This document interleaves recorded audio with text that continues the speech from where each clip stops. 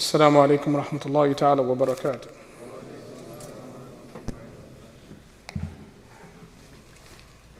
الله أكبر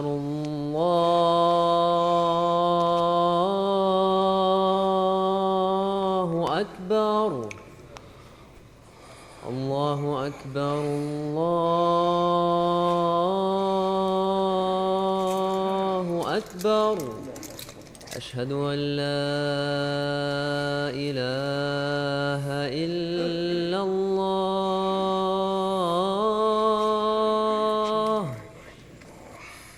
أشهد أن لا إله إلا الله. أشهد أن محمدًا رسول الله. أشهد أن محمدًا رسول الله. حي على الصلاة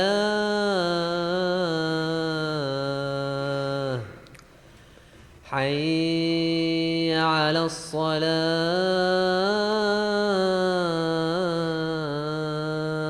الصلاة حي على الفلاح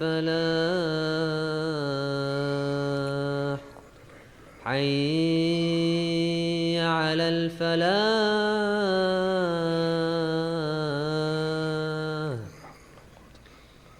الله أكبر الله أكبر. لا إله إلا الله.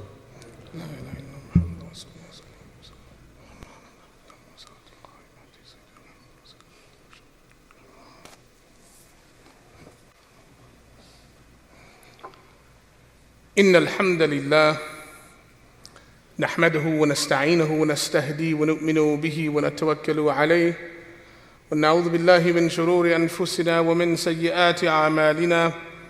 من يهده الله فلا مضل له ومن يضلل فلا هادي له. ونشهد أن لا إله إلا الله وحده لا شريك له.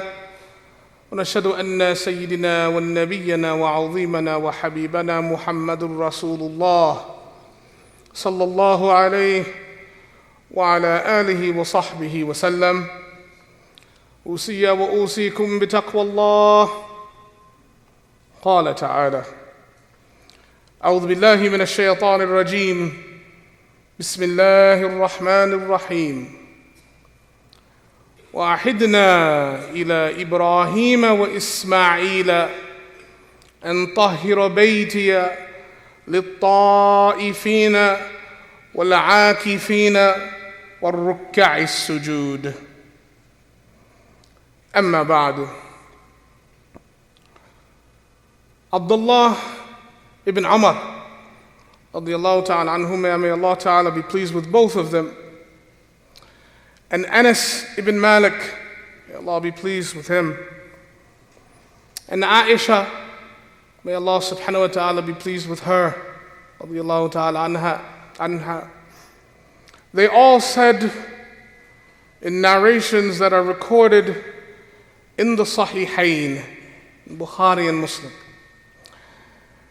that the Prophet Muhammad sallallahu alayhi wasallam would, in the last 10 days of Ramadan, enter the Masjid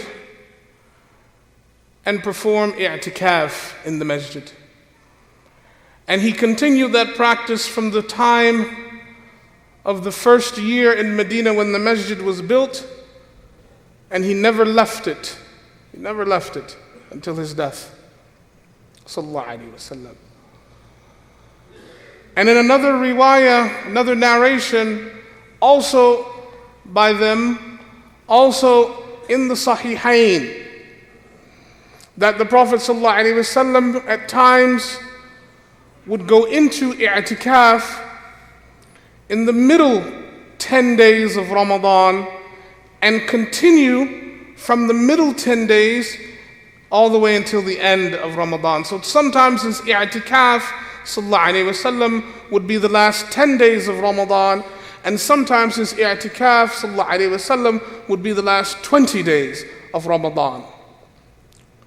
And in the same riwayah in the Sahihain, from the three of them as well, Abdullah ibn Amr, Anas ibn Malik, Aisha radiallahu ta'ala anhum, that the Prophet ﷺ, when he would perform whenever he would go into i'tikaf in Ramadan, he would always take all of his wives with him. And he built, ﷺ, private structures. He had private structures erected in the Masjid just for each of his wives, ﷺ, in the Sahihain. Dear brothers and sisters, Imam al-Zuhri, one of the great scholars of our Salaf, he said, I'm amazed at the way, and he's living at the time of Imam Malik, he said, I'm amazed at the way people treat i'tikaf these days. He said, it's amazing to me, ajabani, that people tend to leave i'tikaf. And then he said, Imam al-Zuhri, he said, the Prophet ﷺ, there are some things he did, and then there are some things that he did sometimes and left. He said, but i'tikaf was not one of them. It was one of the things that wasn't fard, that the Prophet ﷺ never left it from the time that he started it. Ehtekaf, brothers and sisters, is a blessed virtue and the most blessed virtue of Ramadan. Ehtekaf literally means to stay or to remain in a place.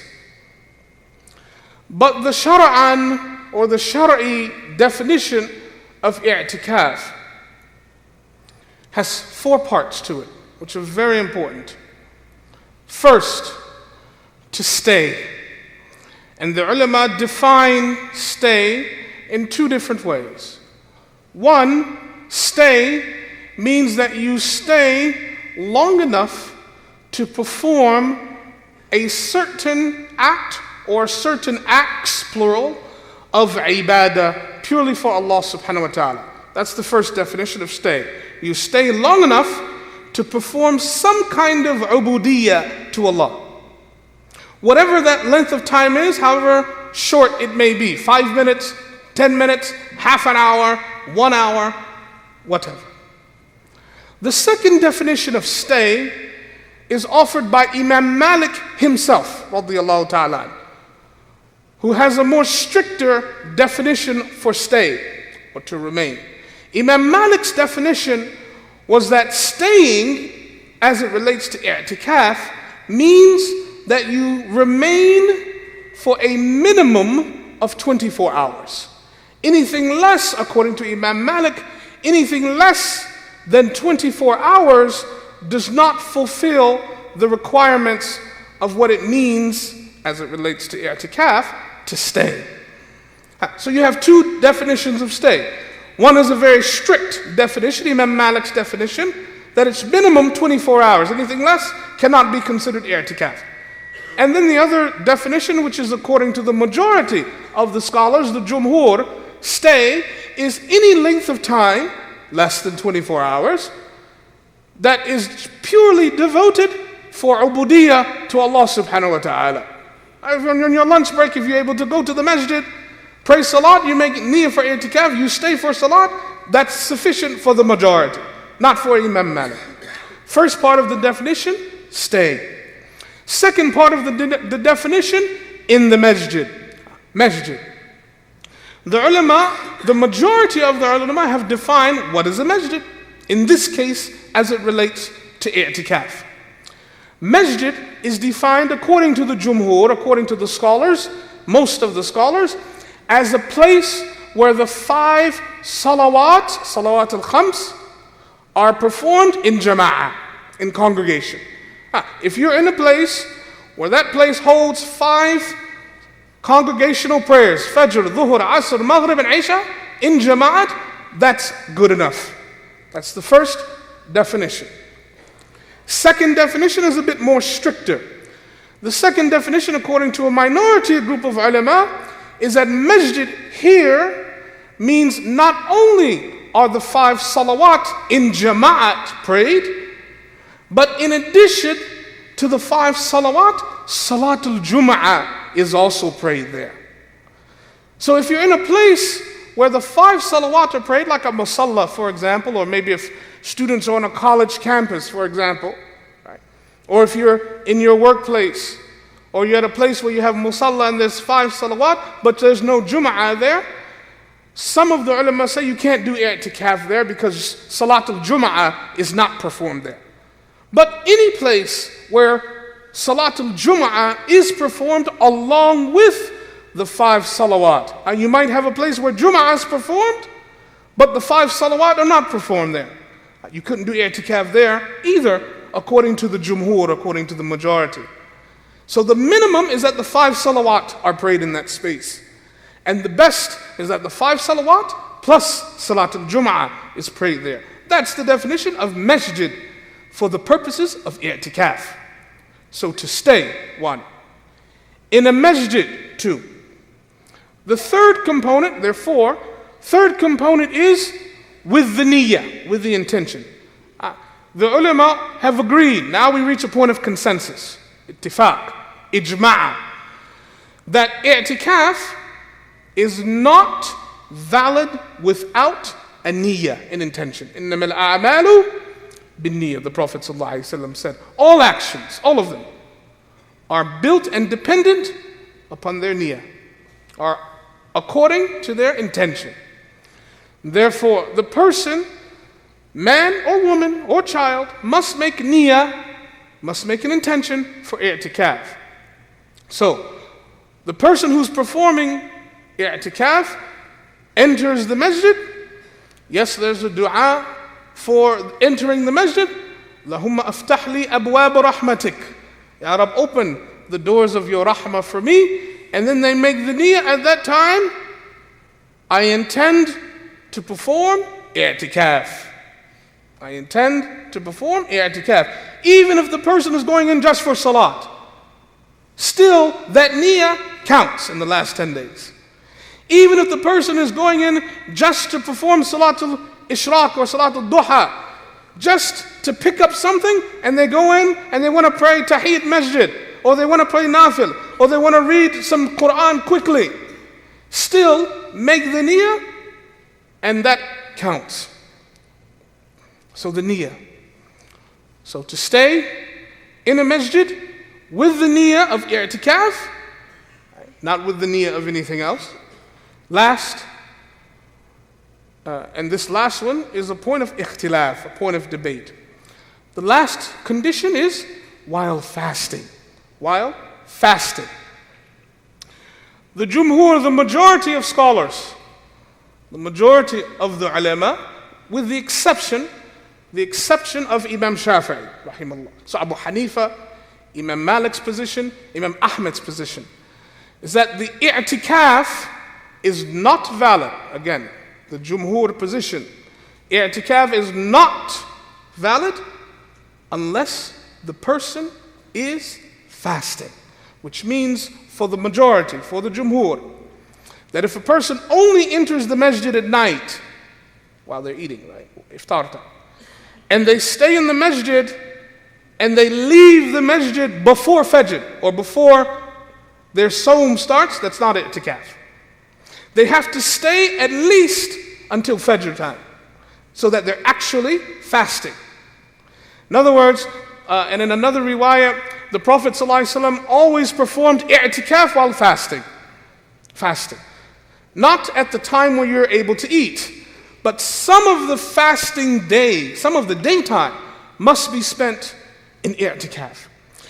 The other opinion is the opinion of Imam Shafi'i, rahimahullah. Imam Shafi'i was alone in his opinion that you don't have to actually be fasting, but the i'tikaf should occur at the fasting time, which is the last 10 days of Ramadan. So Imam Shafi'i's opinion, rahimahullah, was that it's better to fast, but it's not wajib for i'tikaf. It's not a necessary ingredient for i'tikaf. So fasting is the last part of the definition. Why is this significant? What's the purpose of i'tikaf? Because the ulama were very clear about these things because our Prophet ﷺ was very serious about it. I'tikaf is the only time, and particularly in the last 10 days of Ramadan, it's the only time of the year where the Abd, the servant of Allah, man and woman, can literally disconnect in totality from busying themselves from the dunya, from the world, and devoting themselves purely for ibadah or to Allah subhanahu wa ta'ala in order to purify their qalb from any type and all types of things that disturb the qalb and cause us to forget Allah subhanahu wa ta'ala. We spend 355 days in the year busying ourselves in the dunya. The last 10 days of Ramadan are for busying ourselves with the akhirah, solely for that.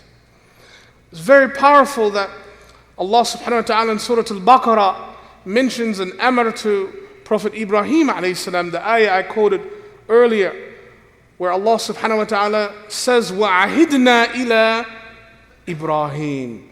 Yani awhayna, Allah revealed to Ibrahim alayhi salam, wa Ismail, and to his son Ismail alayhi salam, and tahira bayti, to cleanse my house, Allah ta'ala said. Tahira bayti. Cleanse it from what? Cleanse it of idols, cleanse it of all types of rijis, all types of impurities, all types of anything that where the pilgrims would come to the house and be reminded of something completely different from Allah subhanahu wa ta'ala, cleanse the house of that. Cleanse it for who? لِلطَّائِفِينَ, the people of Tawaf. Who are the people of Tawaf? The people who are just coming for the first time to visit the Masjid. They're coming there to visit, they're not coming to stay necessarily. Tawaf. وَالْعَاكِفِينَ. Now those are the people who are performing i'tikaf. Akifin, those people who are performing i'tikaf. Those people are dedicated to being there, they are staying there.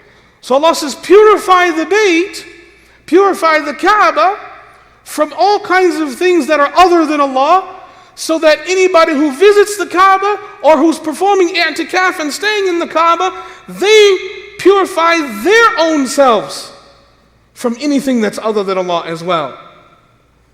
Because Allah subhanahu wa ta'ala looks at each individual abd. And when He looks at us, He doesn't look at our forms. He looks at our qalb, at our hearts. Allah ta'ala, the Prophet ﷺ said, إِنَّ اللَّهَ لَا يَنْظِرُ إِلَىٰ سُوَرِكُمْ وَأَمْوَالِكُمْ. Allah ta'ala doesn't look at your forms and your wealth. وَلَكِنَّ يَنْظُرُ إِلَىٰ قُلُوبِكُمْ وَأَعْمَالِكُمْ. But He looks at your qalb. And the qalb is analogous to the Bayt. The qalb, the heart, is the house of the mu'min, because it is the place where Allah observes and looks at the mu'min. That place has to have tahara as well. That place has to be cleansed as well. And i'tikaf is the context and the event and the activity for cleansing the qalb, for that kind of tahara. And that's why the regimen of the mu'takif is very specified. Brothers, if you could sit up a little bit to make room, because apparently we have a space issue. We have brothers standing in the back. Please come forward, inshallah ta'ala. Make room for those that are standing, inshallah ta'ala. Same thing for the sisters as well. Sisters, if you make room, come forward for any sisters that may not have space, inshallah ta'ala. Allah ta'ala make room for you in Jannah. Ameen. So the regimen, the duties of the mu'takif, the person doing ehtekaf, are limited because the objective is tahara. The objective is qurba, nearness to Allah subhanahu wa ta'ala. The objective is not, ehtekaf is not glorified camping, right, or an enhanced sleepover. That's not ehtekaf. So, how do we perform it? Number one, the first thing is that there are do's and don't do's. There are things we do if we have the niyyah for ehtekaf, and then there are things that we don't do when we have the niyyah or the intention for ehtekaf. And it's really simple. Simply put, and what I'm about to quote to you now, right now, is the consensus of the ulama. You open up any book in the fiqh and the law books and sharia on i'tikaf, you'll find this. There's no dispute on this particular point. Here's what you do. 3 things. Dhikr, salat, salam. That's it. Dhikr, salat, salam. Briefly, dhikr. Dhikr is any form of remembrance of Allah subhanahu wa ta'ala. The best form of dhikr is the Quran. So the first task of the mu'takif, the person performing i'tikaf, is to restrict themselves to the remembrance of the law either through the Quran or through other forms of dhikr as well. If not the Quran, then any type of adhkar that is reported from the Prophet ﷺ. For example, La ilaha illallah. The Prophet ﷺ said, Jaddidu imanakum akthiru min qawli la ilaha illallah. Renew your iman. They said, how ya Rasulullah? He said, make plentiful, say a number of times, La ilaha illallah. And La ilaha illallah is also an ayah from Quran. Subhanallah, Alhamdulillah, Allahu Akbar, La hawla wa la quwwata illa billah. Even lafz al-jalala itself, the word Allah, is a form of dhikr. Qul huwa Allah. Just the term Allah is a form of dhikr. So sitting down, doing adhkar, this is the first option, first type of deeds that the person in i'tikaf can do. The first thing that's mashru', dhikr. Salat, second thing. Any kind of salat. Obviously the fard salat. Tab'an, the nawafil, salatul duha, optional salats, all of the sunan, any kind of nafil salat. Any kind of salat, the abd should busy himself or herself with voluntary and of course mandatory prayers in the masjid. And the last thing is salam. Salam has 2 meanings here. One is salawat and salam ala Rasulullah sallallahu ta'ala alayhi wasallam, which is also a form of dhikr and also included under the term salat. Ya ayyuha alladhina amanu sallu alayhi wa sallimu taslima. Allahumma salli ala Sayyidina Muhammad wa ala ali Sayyidina Muhammad. The Prophet sallallahu alayhi wasallam said on Yawmul Jum'ah, on Friday, increase your salat and your salam on me on Yawmul Jum'ah. So every day, the person of i'tikaf should have a regimen of salawat ala nabi sallallahu alayhi wasallam. Also a regimen of adhkar, remembrances of Allah subhanahu wa ta'ala, and Quran and salat. And the other thing for salam is when it comes to speaking to someone, restrict your speech to just salam and speeches of khair. No other speech, now I'm transitioning into don't do. No other speech other than salam, what's truthful and what is khair, no other speech should be engaged in by the person making i'tikaf. It's very important. Al-kalam bima la ya'anik. Speaking about those things that don't concern you is considered makruh and disliked and contrary to the person doing i'tikaf. No kalam about the game, no kalam about what's going on in the media, no kalam even about how your businesses are doing. No kalam about things that are not beneficial to your relationship with Allah subhanahu wa ta'ala. That we don't do, which also means for our young brothers and young sisters, Anything that is not what I mentioned earlier is also disliked. So playing games on the cell phone, texting, chatting, playing basketball, playing around, even sleeping all day is makruh for the person doing i'tikaf. Why? Because that's your chance to draw near to Allah Ta'ala. Why do you want to sleep it away? Why do you want to waste your opportunity sleeping it away? On the contrary, the last 10 days for the person doing i'tikaf should be a time where we lose sleep because we are striving to catch Laylatul Qadr.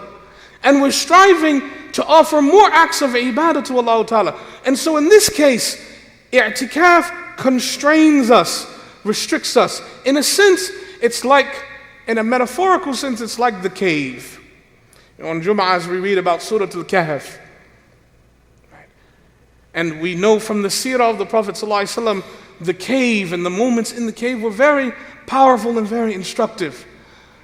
It was only through the Prophet ﷺ spending time in the cave, and after he finished that time of i'tikaf in the cave, only at the end did Jibreel alayhi salam come to him with Iqra bismi rabbika alladhi khalaq. Not at the beginning. It's at the end that the Prophet ﷺ received the barakah of nubuwah.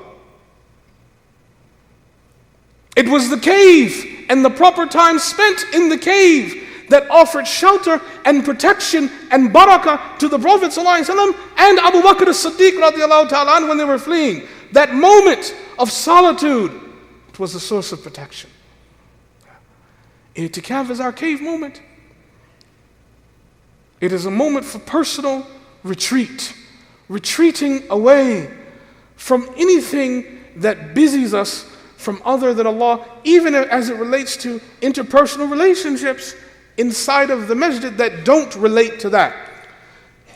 The ulama mention exceptions. And this obviously comes from the hadith of the Prophet ﷺ. Particular, his wife Safiya, may Allah Ta'ala be pleased with her, narrates that she used to, and she was in i'tikaf as well, she used to go visit the Prophet ﷺ, which means that she was not, and the Prophet ﷺ was not performing i'tikaf in the same space as his wife. They were both in the masjid, but his wives were in one place, he was in a separate place. So she, Safiya radiallahu ta'ala anha, she used to visit him. She was in i'tikaf in the masjid, she would go to the other part of the masjid and visit the Prophet, her husband, sallallahu alayhi wa sallam. And she reports that she used to speak with him as husband and wife speak. They would speak for a time, and then she would get up and go back. And he would go back to his ibadah, she would go back to her ibadah. The ulama have said these things are fine. Husband and wife, speaking about the family matters, speaking about what's darura, what's necessary, that's okay, that's not the point of discussion.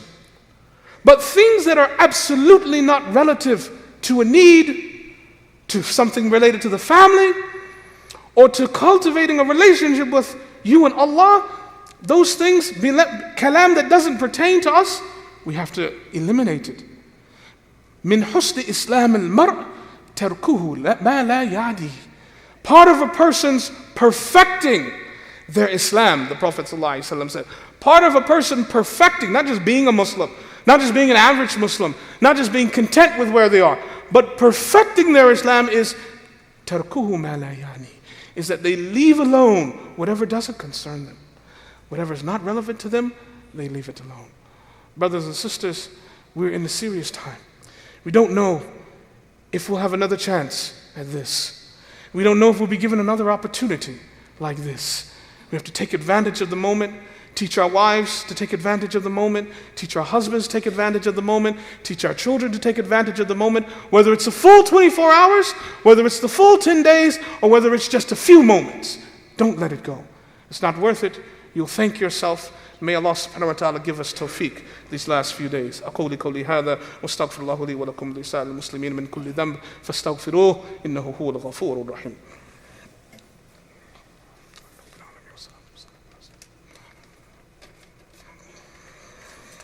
الحمد لله رب العالمين والصلاة والسلام على سيدنا محمد وعلى آله وصحبه أجمعين. أوصي وأوصيكم بتقوى الله قال تعالى: إن الله وملائكته يصلون على النبي يا أيها الذين آمنوا صلوا عليه وسلموا تسليما. اللهم صل على سيدنا محمد وعلى آل سيدنا محمد كما صليت على سيدنا إبراهيم وعلى آل سيدنا إبراهيم، وبارك على سيدنا محمد وعلى آل سيدنا محمد كما باركت على سيدنا إبراهيم وعلى آل سيدنا إبراهيم إنك حميد مجيد. اللهم اهدنا فيمن هديت، وعافنا فيمن عافيت، وتولنا فيمن توليت، وبارك لنا فيما أعطيت، وقنا شر ما قضيت، إنك تقضي ولا يقضى عليك، إنه لا يذل من واليت ولا يعز من عاديت، تباركت ربنا وتعاليت، فلك الحمد على ما قضيت. نستغفرك ونتوب إليك، نستغفرك ونتوب إليك، نستغفرك ونتوب إليك. وصلى الله على سيدنا محمد وعلى آله وصحبه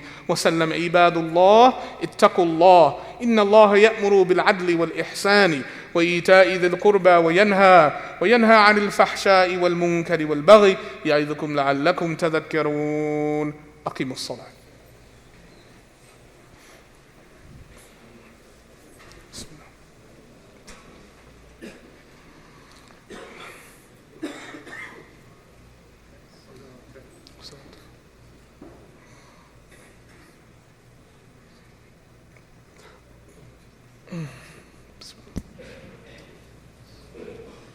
الله أكبر الله أكبر، أشهد أن لا إله إلا الله، أشهد أن محمدا رسول الله. حي على الصلاة، حي على الفلاح، قد قامت الصلاة، قد قامت الصلاة. الله أكبر الله أكبر، لا إله إلا الله. لا إله إلا الله محمد رسول الله. Stow heels on the line, shoulder to shoulder, no gaps or spaces. Please make room, as much room as you can. Allahu Akbar.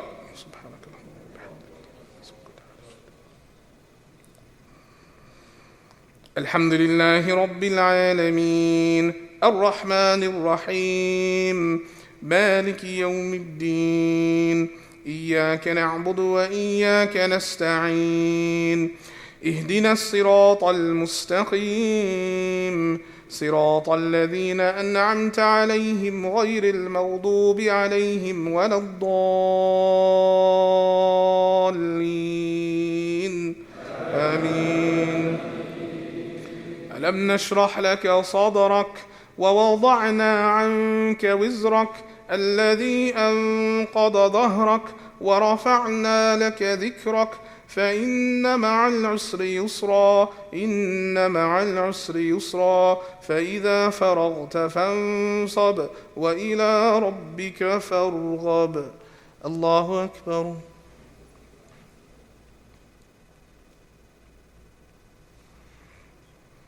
سمع الله لمن حمده. الله أكبر.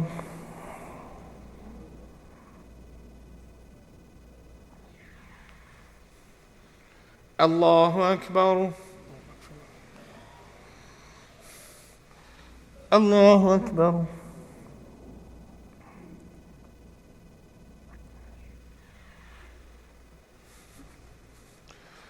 الله أكبر. بسم الله. الحمد لله رب العالمين الرحمن الرحيم مالك يوم الدين إياك نعبد وإياك نستعين اهدنا الصراط المستقيم صراط الذين أنعمت عليهم غير المغضوب عليهم ولا الضالين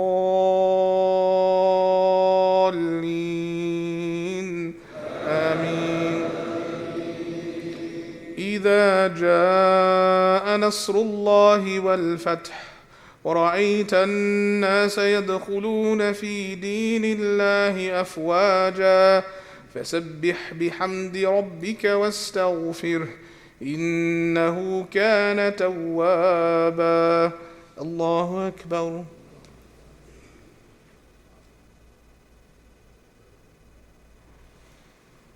سمع الله لمن حمده. الله أكبر.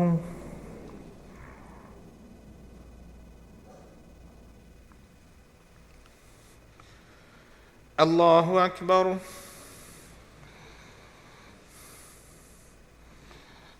الله أكبر.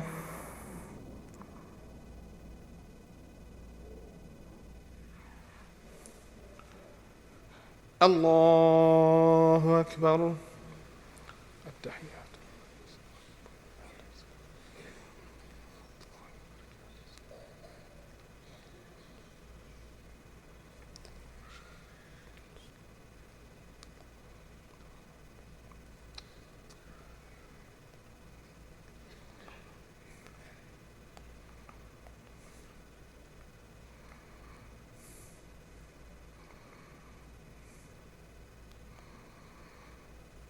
السلام عليكم ورحمة الله.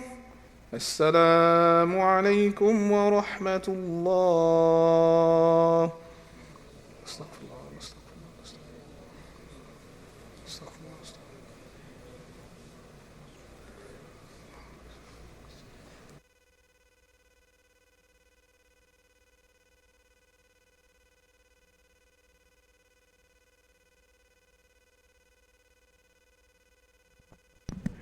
السلام عليكم ورحمة الله وبركاته.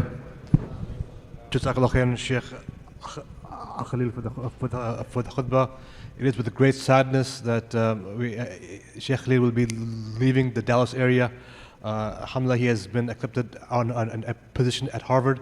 So we just want to know, Jazakallah khairan for all of your efforts for us, inshallah. May Allah accept from you, and you always have a home here. So may Allah subhanahu wa ta'ala fill that void for us here, inshallah, and allow him to benefit the greater community, inshallah. So inshallah, Epic, by the way, on your way out, please do increase your hasanat by supporting the operations of the masjid, inshallah.